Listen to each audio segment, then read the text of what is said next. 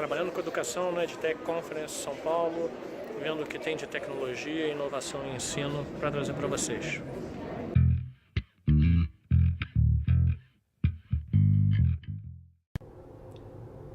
Olá pessoal, esse é o Trabalhando com Educação, eu sou Fernando Malheiros, no dia seguinte da EdTech Conference, para vir aqui fazer uma resenha do evento, falar um pouco sobre como ele foi. Aliás, devo dizer, dar os parabéns às Startse.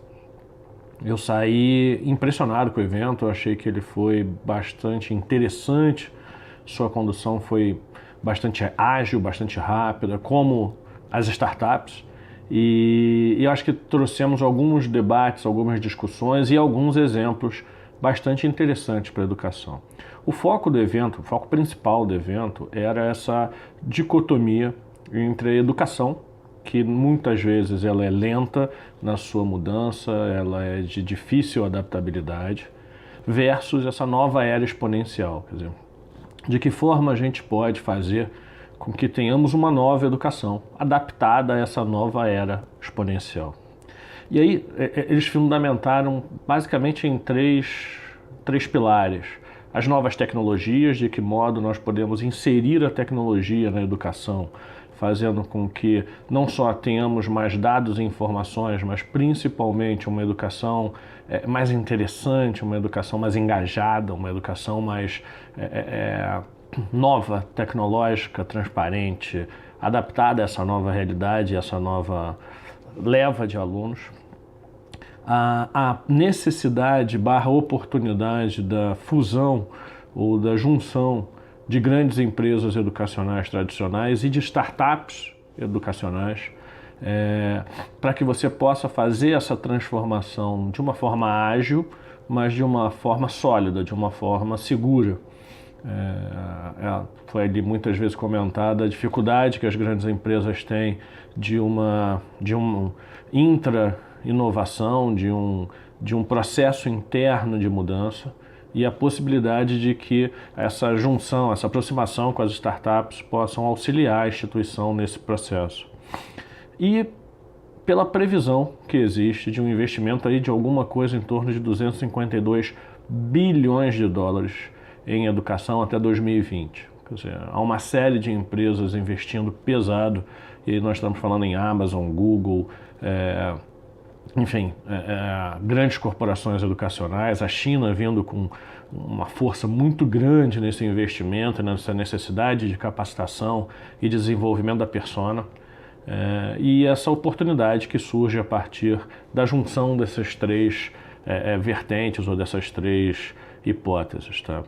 Então, o evento começou com um pequeno problema na estrutura, que, aliás, por diversas vezes durante o dia foi pedido desculpas por um problema técnico no cadastramento e no registro dos participantes. Era um evento grande, acho que tinham mais de 1.500 pessoas no evento. Então, houve ali um probleminha no início do evento, mas logo depois, com os painéis abrindo, tornou-se bem interessante, tá?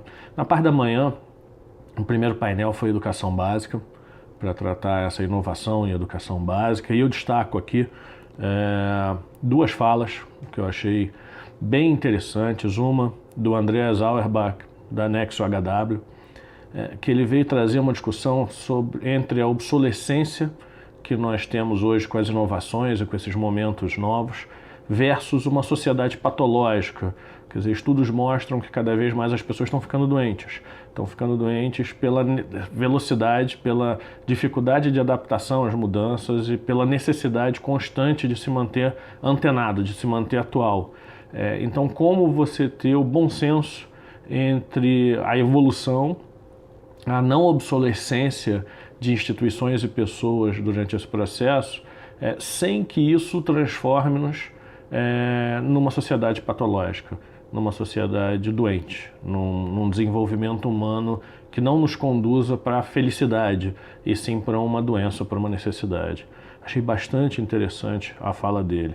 E depois o brilhante, o fantástico Luciano Meira trouxe a plateia, ele tem o dom da palavra, fala muito bem, e ele veio trazer a questão da arquitetura de inovação na escola, e a escola como um ambiente de educação. Tá? Então, a necessidade de um cenário de acolhimento, de aproximação das pessoas, para que as pessoas se sintam confortáveis no ambiente educacional, uma aprendizagem significativa, que as pessoas percebam o valor daquilo que elas estão aprendendo e como elas vão atacar os seus novos desafios a partir daquela educação, e a necessidade de se trabalhar em rede, a necessidade de você ampliar os horizontes pelo aproveitamento das múltiplas competências que a junção de pessoas traz no nosso ambiente de ensino.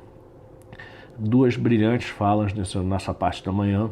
E depois a composição da mesa, eu destaco duas passagens ali. Uma da Bárbara Oliver, da Ferolab, muito antenada com as questões de desenvolvimento de educação, de uma nova educação, de um olhar legal para a educação. A Fero, há alguns anos, vem trazendo bastante significância a esse processo. E do Anderson Moraes, da Agenda Edu, que, aliás, esse é um ponto de atenção para a Startse e para os próximos eventos. Falou-se muito em conteúdos disruptivos, entre conceitos disruptivos, mas tratou-se muito pouco sobre startups voltadas à gestão educacional. E a Agenda Edu era uma dessas realidades de gestão trazidas com a ferramenta que eles têm de relacionamento e interação, principalmente voltado para a educação básica entre pais, filhos e escola. E a potencialidade que isso traz no relacionamento e no ganho de confiança e de proximidade. Então, um ponto de atenção aí, não tratarmos só conteúdo, mas tratarmos também as potencialidades de gestão que as startups podem trazer para o processo.